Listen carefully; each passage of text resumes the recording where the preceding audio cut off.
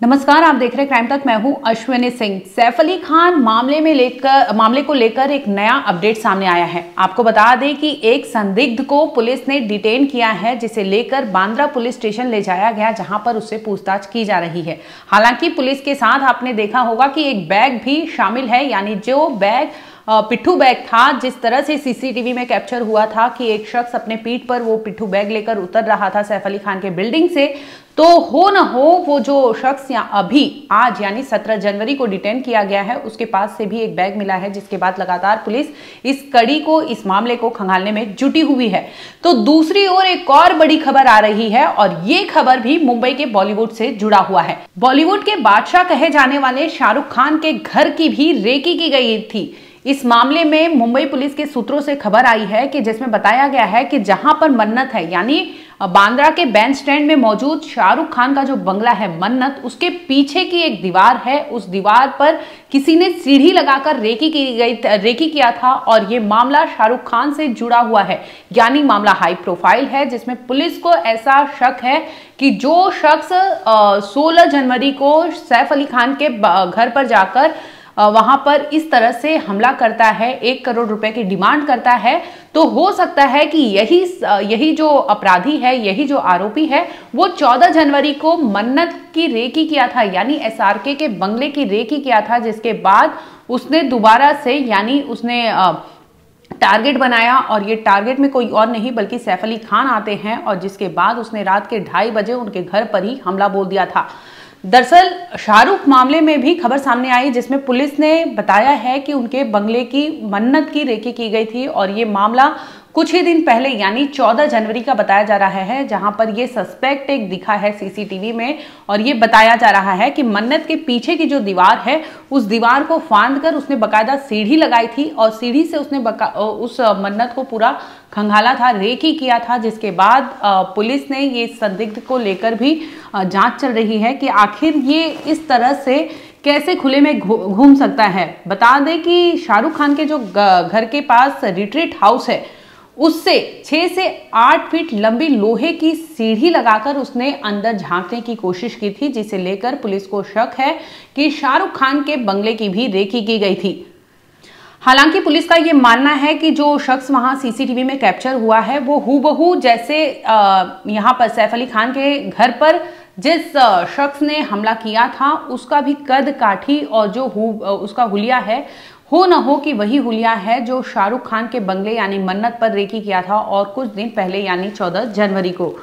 आपको बता दें कि इस मामले में पुलिस लगातार जांच कर रही है, और जो पुलिस की टीम यानी सैफ अली खान के घर पर जिस तरह से हमला हुआ था, वो टीम वहां पर बाकायदा बनाई गई थी, और उन्हीं में से एक टीम जाती है शाहरुख खान के मन्नत के बंगले पर, जहां पर वो वहां पर पूछताछ करते हैं। इसी दरमियान उनके हाथ सीसीटीवी लगा, जिसमें वो शख्स नजर आया था। अब सोचने वाली बात यह है कि वो जो शख्स था जो सीसीटीवी में दिखा था, और लोहे की सीढ़ियां थी उसके पास, यानी किसी एक के लिए यह मुमकिन नहीं है कि लोहे की सीढ़ी वो एक जगह से ले आकर दूसरी जगह रखे, और इतना भारी वजन होता है कि वो शख्स तो मुमकिन ही नहीं है कि वो अकेले ये कांड किया होगा। यानी इस मामले में हालांकि एफआईआर दर्ज नहीं की गई है, लेकिन मामले को गंभीरता से लेते हुए मुंबई पुलिस लगातार इसकी भी जांच कर रही है कि आखिर लोहे की सीढ़ी अकेले शख्स ने वहां लाया था, या फिर कोई और भी इस गिरोह में काम करता है, जो प्लानिंग प्लॉटिंग के तहत इस तरह से उन्होंने अपराध को अंजाम दिया। क्या मन्नत टारगेट था, और मन्नत पर उन्होंने ये सारी चीजें नहीं कर पाए, इस कांड को अंजाम नहीं दे पाए, तो वो दूसरा टारगेट यानी सैफ अली खान को चुन लेते हैं, और जिसके बाद उनके घर पर इस तरह से घुसते हैं कि लगभग 2 घंटे की सीसीटीवी में कहीं भी वो नजर नहीं आते, जिसके बाद पुलिस कड़ी मशक्कत करती है, तो एक सीसीटीवी कैप्चर होता है जिसमें वो शख्स सीढ़ियों से नीचे उतरते दिखता है। अब सोचने वाली बात यह है कि जो मुंबई लॉ एंड ऑर्डर के लिए जानी जाती थी, वहां पर ऐसे दरिंदे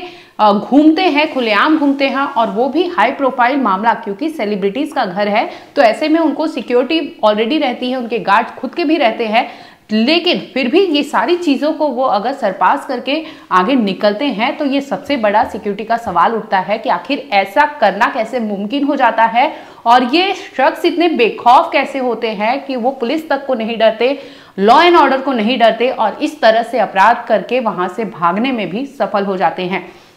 हालांकि सैफ अली खान मामले में पुलिस ने एक शख्स को डिटेन किया है, जिसे बताया जा रहा है कि हो सकता है कि वही आरोपी हो जो सैफ अली खान के घर पे इस तरह से वो घुसा था और हमला किया था। लेकिन फिर भी अभी डिटेन किया गया है। अरेस्ट, गिरफ्तारी अभी तक नहीं हुई है। मामले में पूछताछ चल रही है, क्योंकि पुलिस ने डेटा डंप, जो मोबाइल डेटा डंप होता है, उसके थ्रू भी कई लोगों को बुलाया है और कड़ी पूछताछ की जा रही है, ताकि इस कांड में यानी सैफ अली खान मामले में कोई खुलासा हो सके, किसी को पकड़ा जा सके, जिसमें ये सामने आए कि आखिर इस आरोपी ने इस तरह से अपराध को अंजाम क्यों दिया। अब बात करेंगे कि आखिर बॉलीवुड ही इतना सॉफ्ट टारगेट क्यों बना है। हाल फिलहाल में आपने देखा होगा कि सलमान खान को लगातार थ्रेट मिल रहा था, उनके पापा को भी थ्रेट मिला था जब वो मॉर्निंग वॉक कर रहे थे। इस दरमियान उन्होंने एफआईआर दर्ज कराई, जिसमें ये खुलासा होता है कि ये थ्रेट करने वाला कोई और नहीं बल्कि खूंखार गैंगस्टर लॉरेंस गैंग का सदस्य होता है। और सलमान खान के बंगले की भी, चाहे वो पनवेल हो चाहे वो गैलेक्सी अपार्टमेंट हो, वहां की भी रेकी की गई थी, जिसमें कई नाम सामने आए थे, कई गैंगस्टर्स के नाम सामने आए थे, संपत नेहरा हो चाहे वो लॉरेंस गैंग हो। तो इन तमाम चीज़ों को लेकर ऑलरेडी पुलिस तहकीकात करती है। लेकिन अब बता दें कि पहले सलमान खान, उसके बाद शाहरुख खान और फिर सैफ अली खान, और इसी बीच फिर से